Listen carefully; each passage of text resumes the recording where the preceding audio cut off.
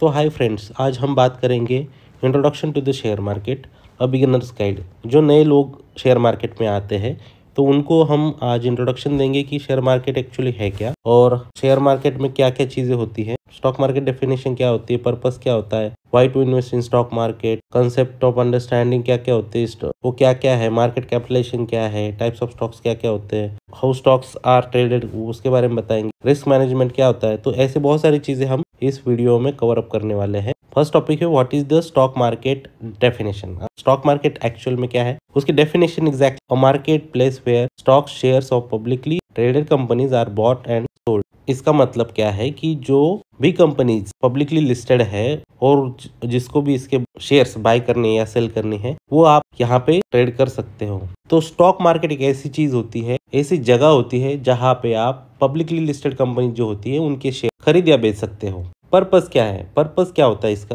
Companies raise capital and investor can profit through capital appreciation and dividends. तो इसका मतलब होता है कि जो कंपनीज को जैसे कुछ पैसे को रिक्वायरमेंट्स होती है तो वो पब्लिक के पास में जाते हैं। तो डायरेक्टली पब्लिक के पास जाने से बेटर है कि वो एक जगह पे जो स्टॉक एक्सचेंजेस है उनमें अपनी कंपनी को लिस्ट करवा देते हैं, वहां से पब्लिक शेयर्स बाय कर लेते हैं। तो उनको उस कंपनी में एक भागीदारी या कह सकते हो आप एक पार्ट ओनरशिप मिल जाती है उस कंपनी की, और कंपनीज को जो कैपिटल रिक्वायरमेंट है वो मिल जाता है। इस सिचुएशन में कंपनी का भी फायदा होता है और ट्रेडर्स का भी फायदा होता है या इन्वेस्टर्स का भी फायदा होता है। Why to invest in stock market. अब हम देखते हैं कि हमें शेयर मार्केट में इन्वेस्टमेंट की जरूरत क्या है, शेयर मार्केट में इन्वेस्टमेंट करने की मुख्य वजह क्या होती है। शेयर मार्केट में इन्वेस्ट करने के लिए पोटेंशियल फॉर ग्रोथ, एक पर्सन के लिए सबसे बड़ी चीज होती है उसका कैपिटल ग्रोथ करना।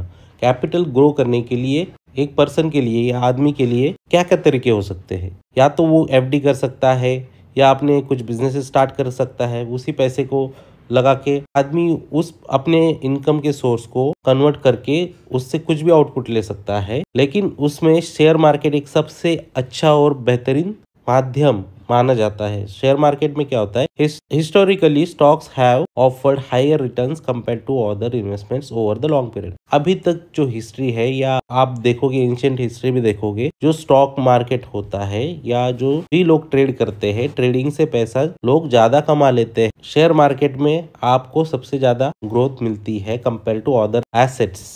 एग्जाम्पल के तौर पे हम लेते हैं कि आपने पैसा गोल्ड में लगा दिया या फिर आपने पैसा कोई प्रॉपर्टी में लगा दिया, उससे भी ज्यादा एप्रिसिएशन शेयर मार्केट में मिलता है over a longer period of time.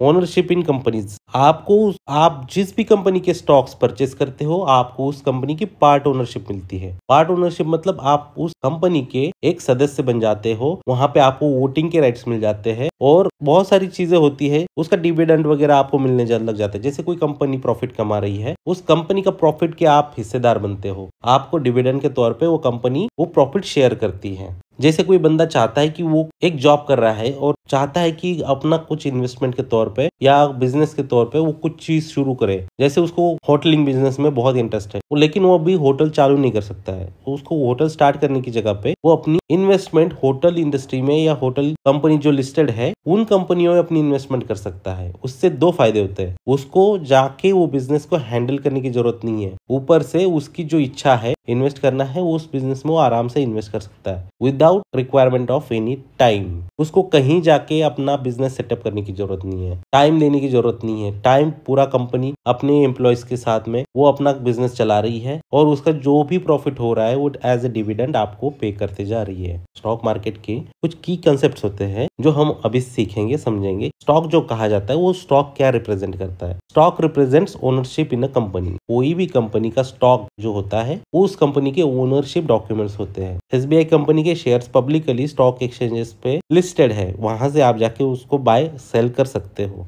वो जो स्टॉक कहा जाता है वो स्टॉक क्या होता है, उस कंपनी की पार्ट ओनरशिप। स्टॉक एक पार्ट ओनरशिप होती है। जैसे आप एसबीआई के एग्जांपल ले, एसबीआई कंपनी के फॉर एग्जाम्पल हम मानते हैं कि 1 करोड़ शेयर्स है, एग्जाम्पल के लिए मानते हैं 1 करोड़ शेयर्स है। उस एक शेयर की प्राइस जो है या उस एक शेयर को आप खरीद लेते हो, उसके बाद में कंपनी के 1 पार्ट के आप ओनर बन जाते हो। कोई भी कंपनी का शेयर खरीदने के बाद आप उस कंपनी के पार्ट ओनर बन जाते हैं। पार्ट ओनर मतलब छोटे से हिस्से के आप मालिक बन जाते हो। ठीक है। टिकर सिंबल क्या होता है, शेयर मार्केट में बहुत सारी कंपनीज होती है। अब उन कंपनीज को लिस्ट करने के बाद में जब एनएसई पे ट्रेड करना है उसके शेयर्स बाय करने हैं, सेल करने हैं, तो उसको अल्फाबेटिकली नाम दिया जाता है, उसी को कहा जाता है टिकर सिंबल। एग्जाम्पल हम देखते हैं यहाँ पे रिलायंस इंडस्ट्रीज एक कंपनी है, रिलायंस इंडस्ट्रीज का जो टिकर सिंबल है वो है रिलायंस। तो जैसे आप रिलायंस टाइप करोगे तो वहां पे रिलायंस का शेयर आ जाएगा, वहां से आप बाय और सेल कर सकते हो एनी ट्रेडिंग प्लेटफॉर्म पे। मार्केट कैपिटलाइजेशन क्या होता है? Total value of all outstanding shares of a company. कोई भी कंपनी का मार्केट कैपिटलाइजेशन कैसे निकाला जाता है? उसके total share multiply by current price. इसको जब मल्टीप्लिकेशन करोगे तो उस कंपनी का मार्केट कैपिटलाइजेशन निकलता है, मतलब अभी उस कंपनी की क्या वैल्यू चल रही है, उसको कैलकुलेट करने का ये फॉर्मूला है, उसी को कहा जाता है मार्केट कैपिटलाइजेशन। अब हम बढ़ते हैं नेक्स्ट स्लाइड की तरफ। Types of stocks. तो स्टॉक्स किस किस प्रकार के होते हैं? कॉमन स्टॉक्स होते हैं, जैसे basic ownership with voting rights. Common stocks जो होते हैं उसमें क्या मिलता है आपको? उस कंपनी में आपको बेसिकली ओनरशिप भी मिलती है एंड वोटिंग राइट्स भी मिलता है, दोनों चीजें यहाँ पे मिल जाती है। प्रेफर्ड स्टॉक क्या होता है? यूजुअली प्रेफर्ड स्टॉक्स होते हैं, usually page fixed dividends but has limited voting right. Blue chip stocks क्या होते हैं? Shares in large well established companies with a history of reliable performance. जो भी बड़ी कंपनीज होती है उनको ब्लू चिप कंपनीज कहा जाता है। जैसे इंडिया की ब्लू चिप कंपनी में आती है इन्फोसिस, टीसीएस, रिलायंस, जो बड़ी कंपनियां हैं, एचडीएफसी बैंक, ऐसी बड़ी बड़ी कंपनियां जो वेल एस्टेब्लिश्ड है और अच्छा खासा उनका मार्केट कैपिटल है, उन कंपनीज को कहा जाता है ब्लू चिप स्टॉक्स। अब हम नए टॉपिक पे आ जाते हैं, how stocks are traded. India में ट्रेडिंग करने के दो मेजर एक्सचेंजेस है, एक है एनएससी एंड एक है बीएसई। एनएससी एक्सचेंज जो है वो है दिल्ली में और बीएसई एक्सचेंज है मुंबई। तो मेजर जो इंडिया में ट्रेडिंग चलती है इन्हीं दो एक्सचेंजेस में चलती है, और इन एक्सचेंजेस के साथ में कुछ ब्रोकर्स लिंक्ड है। ब्रोकर जो जिनको ऑथराइज कर रखा है इन एक्सचेंजेस ने, ब्रोकर्स जो आपको ट्रेडिंग अकाउंट ओपन करवा के देते हैं। तो इसमें एग्जांपल के तौर पे आप लेते हैं जो मेजर ब्रोकर्स है इंडिया के, जीरोडा, एंजल, आईएफएल, मोतीलाल ओसवाल, ऐसी बहुत लंबी लिस्ट है। तो आप उसमें से कोई भी ब्रोकर के साथ में अकाउंट ओपन करके आपकी ट्रेडिंग जर्नी या इन्वेस्टिंग जर्नी शेयर मार्केट में स्टार्ट कर सकते हैं। ठीक है।